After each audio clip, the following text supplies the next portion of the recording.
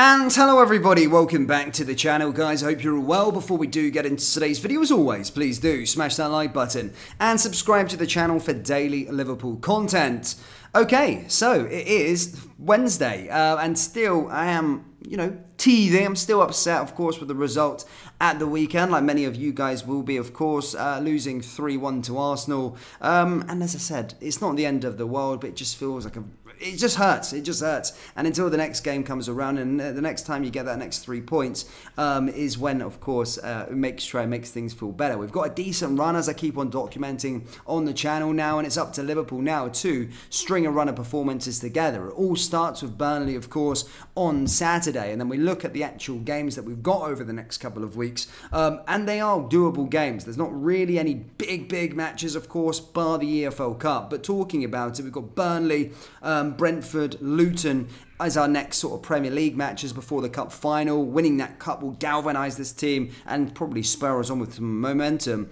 Then, of course, following that, we've got a big Premier League game against Nottingham Forest, and then we take on Manchester City on the 10th of March, which all eyes will turn to. And I've been saying, I've been very adamant, I do believe we can go on a real good run now, between now and then, of course, with the EFL Cup sandwich in between, and the FA Cup there as well. Our opponents have now been revealed with regards to that, and that is, of course, going to be Southampton. We were drawn out of Southampton and Watford. However, of course, that replay was then played yesterday at St Mary's, and as stated, Southampton managed to beat Watford 3-0, and they're the side that will be playing in the 5th round of the competition. Again, a doable tie.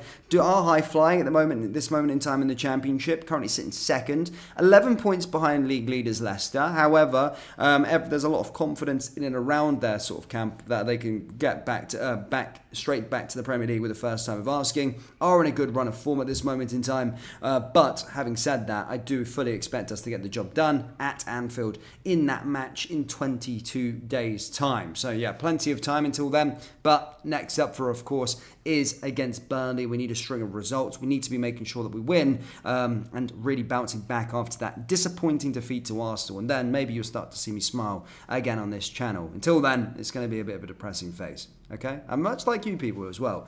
In other news, guys, as stated, Liverpool are set to land a giant cash payout. Yes, recently I did discuss with you that Liverpool are going to be heading to the United States for the first time in a long time as they do pre-season. And Football Insider is reporting that the club are set to earn a 7-figure fee from their pre-season tour at the United States in the summer. The Reds are set to travel to America for the first time since 2019, according to The Athletic. The Merseyside club have toured Asia for the past 2 years as they look to grow their commercial portfolio in the continent, but a return to America has been scheduled this summer. Well-placed sources estimate the tour will earn Liverpool a payout of £9 to £11 million.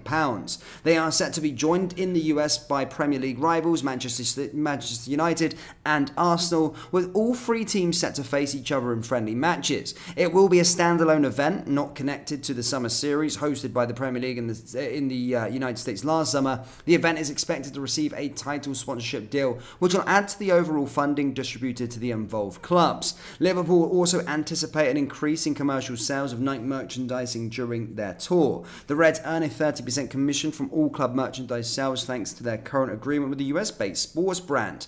So yeah, of course, anything to help with this FFP sort of stuff at this moment in time. Liverpool club that do kind of live by it and are well in line with all the sort of FFP shenanigans that other clubs kind of get brought into. But, adding an extra £9 to £11 million is absolutely huge and can go towards our summer spending. Just for a small US tour, it just goes to show, building that commercial value, being a big club worldwide, that you can receive these giant payouts just for touring and just warming up for a Premier League season. So it's very, very pivotal. I know a lot of people don't really like the commercial sense when it comes to football, but you can understand why these pre-season tours are very, very important, and especially going to America and the giant cash payout that Liverpool are set to receive as just warming up for the new campaign. So big news there. Of course, could go towards the new manager's spending, but yeah, just an extra bit there for the football club, which is fantastic to see on that front.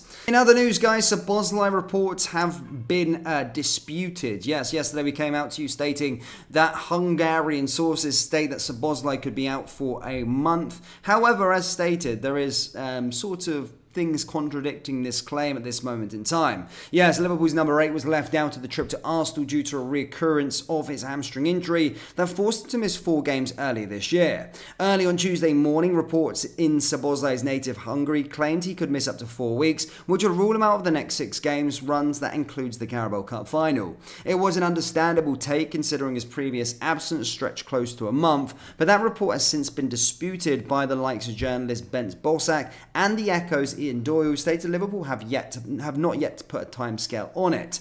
Nevertheless, Szoboszlai remains at the very least sidelined for the short term, and we will likely hear more as the week progresses. So that's with regards to Dom Szoboszlai. So again, despite there being claims that of course he could be out for a month, we don't really know for certain. Everyone's kind of contradicting themselves, and we'll have to wait till Jurgen Klopp's pre-match press conference against Burnley to see what could happen on that front. A bit of transfer news. Again, I don't really like talking about transfer news in February, and especially with Liverpool's situation at this moment in time. We absolutely don't know who's going to be at the helm come sort of the summer. So again, when it comes to transfer news, especially of this nature, when we haven't even decided our manager or director of football, I certainly take with a pinch of salt. But as I always previously state, Liverpool of course have a big team and are always monitoring players and compiling shortlists of, you know, players that would fit a certain mold of who that next manager would be, and the system, you know, they want to try and make it a seamless transaction between the manager change. And basically some stating, you know, Dutch sources are stating, and one thing I would say about Dutch sources, they're very reputable. They don't really have clickbait nonsense. Ours in the Netherlands as such, they're all quite fairly true, especially the sources I listen to, or the sources we listen to in the Liverpool space. But the Reds are reported to have concrete interest in PSV Eindhoven winger Johan Bakayoko, who is expected to move in the summer for a fee of above £34 million. So again, could be a decent acquisition come the summer. But as stated, with transfer news at this time of the year, I usually take it with a bit of a pinch of salt because, well, you don't know who the manager's going to be. But having said that, it does state that we do have concrete interest in Bakayoko, who is in flying form as PSV are running absolute riot in the Eredivisie at this moment in time. It looked like they could win their first Dutch title for a number of years. You know, a league that's been dominated by Ajax and Feyenoord, of course, last year. But yeah, a player that I certainly would like to see in a red shirt come the summer. But again, we take transfer news with a pinch of salt, just bringing it to you because it's from a reputable source, if you like. So yeah, Liverpool fans, that's all I've really got for you today. Do let me know your thoughts with regards to the giant payout that Liverpool are set to land ahead of the summer, and transfer news. Do you think, you know, how many acquisitions do you reckon the club will make come the summer when the new manager? Do you reckon he's going to be given a war chest to put his stamp on the team? If that's going to be Xabi Alonso, whether that's going to be De Zerbi, whether that's going to be somebody else, do you think the Liverpool board will back them with a war chest of money to try and get the players that they want, as I stated? Let me know down there in the comment section below. That brings us to the end of today's video. As always, please do smash that like button and subscribe to the channel for daily Liverpool content. Thank you, and I'll see you all next time. Take care. Poosh.